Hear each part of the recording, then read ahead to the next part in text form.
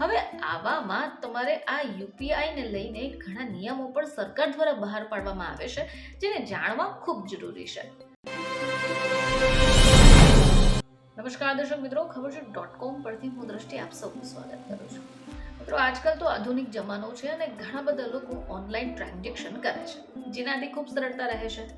હવે આવામાં તમારે આ યુપીઆઈને લઈને ઘણા નિયમો પણ સરકાર દ્વારા બહાર પાડવામાં આવે છે, જેને જાણવા ખૂબ જરૂરી છે. ઓનલાઈન યુપીઆઈ આઈડીને લઈને છેતરપિંડીના ઘણા બધા સમાચારો આપણે જોઈ ચૂક્યા છે.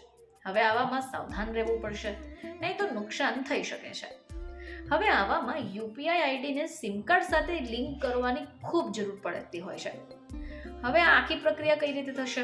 જો સામાન્ય રીતે એવું કહેવાય છે કે જ્યારે તમે નવા સ્માર્ટફોનની અંદર સિમ કાર્ડને એડ કરો છો, એટલે ઓનલાઈન પેમેન્ટ કરવા ફરીથી તમારે યુપીઆઈને સેટઅપ કરવું પડશે. હવે ઘણીવાર લોકો એકથી વધારે યુપીઆઈ આઈડી બનાવી દે છે. હવે આનો ગેરલાભ એ છે કે ઝડપથી હેકર્સનું નિશાન બની જાય. આવામાં જો તમે એક કરતાં વધુ યુપીઆઈ પિનનો ઉપયોગ કરો છો, તો સૌથી પહેલાં ધ્યાન રાખો કે તમે એને ડિલીટ કરી દો. હવે આપણે જાણવું પડશે કે તમે યુપીઆઈ આઈડીને અનલિંક કઈ રીતે કરો. તો યુપીઆઈ આઈડી જ્યારે તમે લોગિન કરો છો અને તમારે એને બેંક ખાતામાંથી અનલિંક કરવા માંગતા હો, તો આના માટે તમારે અમુક સ્ટેપ્સને ફોલો કરવા પડશે.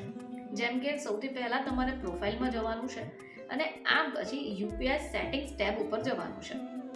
હવે તમારે બેંક અકાઉન્ટને પસંદ કરવાનું છે, જેને તમે યુપીઆઈ એપ્લિકેશન અનલિંક કરવા માંગો છો.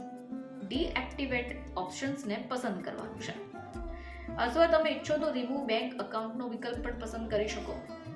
હવે પછી તમારે કન્ફર્મ ઓપ્શન પર ક્લિક કરવાનું છે, એટલે તમારી બધી જ પ્રક્રિયાઓ પૂર્ણ થઈ જશે. આ બધી પ્રક્રિયાની જેમ બેંક અકાઉન્ટ યુપીઆઈ આઈડીથી અનલિંક કરવામાં આવશે. તમને એ પણ જણાવી દઈએ કે મલ્ટિપલ યુપીઆઈ આઈડીથી હેકિંગનું જોખમ વધારે છે, જે બેંક છેતરપિંડીનું કારણ છે.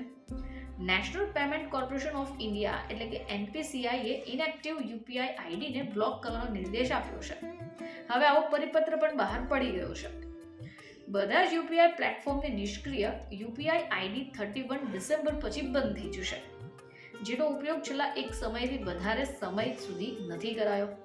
હવે જેમને પણ આવી આદત હોય કે એકથી વધારે વાર યુપીઆઈ આઈડીનો ઉપયોગ કરતા હો, તો તમારે ચેતી જવાની જરૂર છે. તમે આ સરળ ટિપ્સનો ઉપયોગ કરી, સરળ સ્ટેપ્સનો ઉપયોગ કરીને આ પરેશાનીમાંથી બહાર આવી શકો છો. જો તમે યુપીઆઈ આઈડી એકથી વધારે ઉપયોગ કરતા હો, તો બની શકે તમે હેકર્સના નિશાને આવી જાઓ, અને જો એકવાર નુકસાન થઈ ગયું તો પછી તમારે એનાથી બચવું ખૂબ અઘરું પડશે. એટલે ધ્યાને રાખો કે જો તમે પણ આવી ભૂલ કરી રહ્યા છો, તો તમે આ ભૂલને સુધારી લો. ફરીથી તમારી સમક્ષ હાજર થઈશું. ત્યાં સુધી જોતા રહેજો ખબર છે .com.